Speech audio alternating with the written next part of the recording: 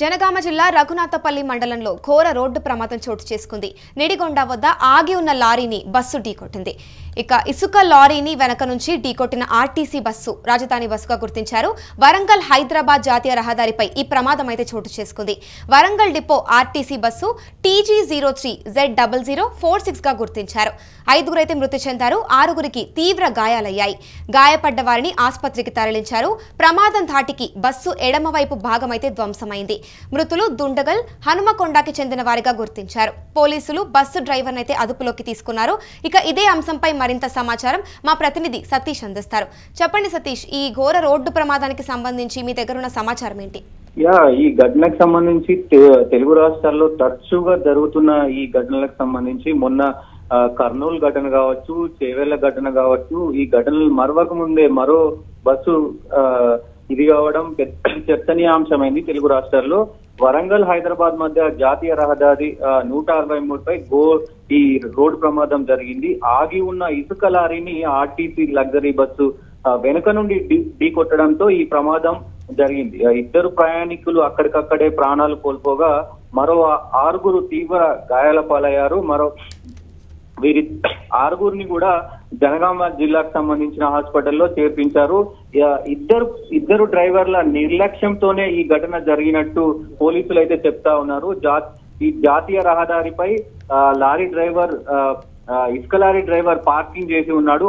RTC driver లారీని గమనించకుండా వెనుక నుంచి వచ్చి ఢీ కొనడంతో ఈ ప్రమాదంలో 2 ప్రాణాలు కోల్పోగా క్షతగాత్రులు అయితే 6గురు హాస్పిటల్లో ఉన్నారు. రఘునాథపల్లి మండలం నిడిగొండ వద్ద ఈ ప్రమాదం జరిగింది. ఈ ప్రమాదంలో 2 ప్రయాణికులు ఇప్పటికే మరణించగా దీనికి సంబంధించి ఏదైతే ప్రమాదం సంబంధించి తెల్లవారుజామున కావడంతో మరి నిద్రమత్తుకు సంబంధించి మరి నిద్రలో ఏమైనా జారుకున్నాడా బస్సుకు సంబంధించిన డ్రైవర్ ఏంటి అనేది ఇంకా పూర్తి వివరాలు అయితే తెలియాల్సి ఉంది.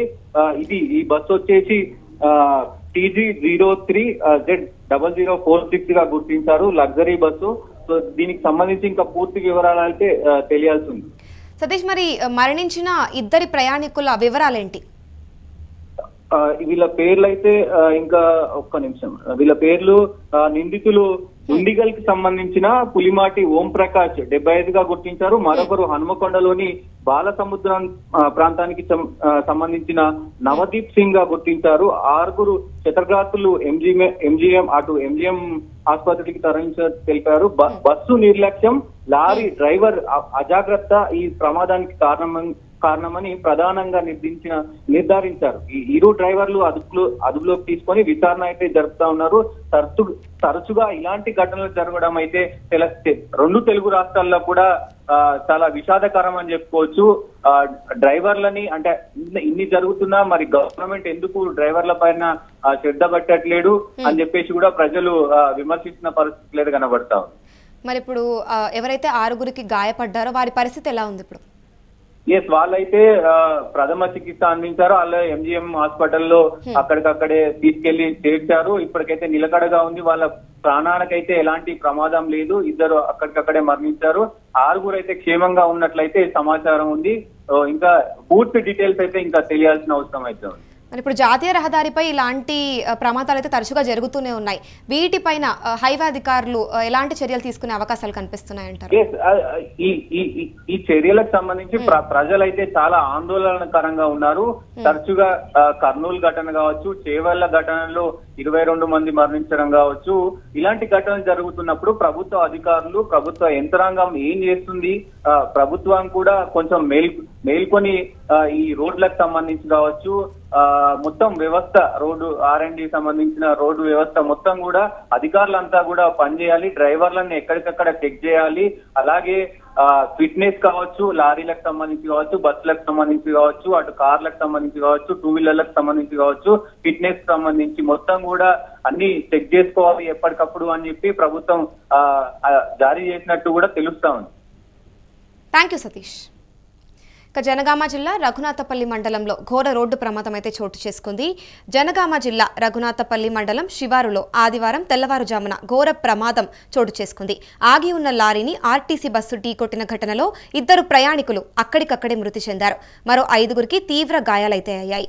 వివరాల్లోకి వెళ్తే తెలంగాణ రాష్ట్ర రోడ్డు రవాణా సంస్థకి చెందిన రాజధాని ఎక్స్ప్రెస్ బస్సు హనుమకొండ నుంచి హైదరాబాద్కు వస్తుండగా ఈ దుర్ఘటన అయితే జరిగింది. నిడిగొండ వద్ద జాతీయ రహదారిపై అజాగ్రత్తగా ఆపి ఉంచిన ఇసుక లారీని బస్సు వేగంగా ఢీకొట్టింది. ప్రమాదం ధాటికి బస్సు ఎడమవైపు భాగం పూర్తిగా నుజ్జునుజ్జై ధ్వంసమైంది.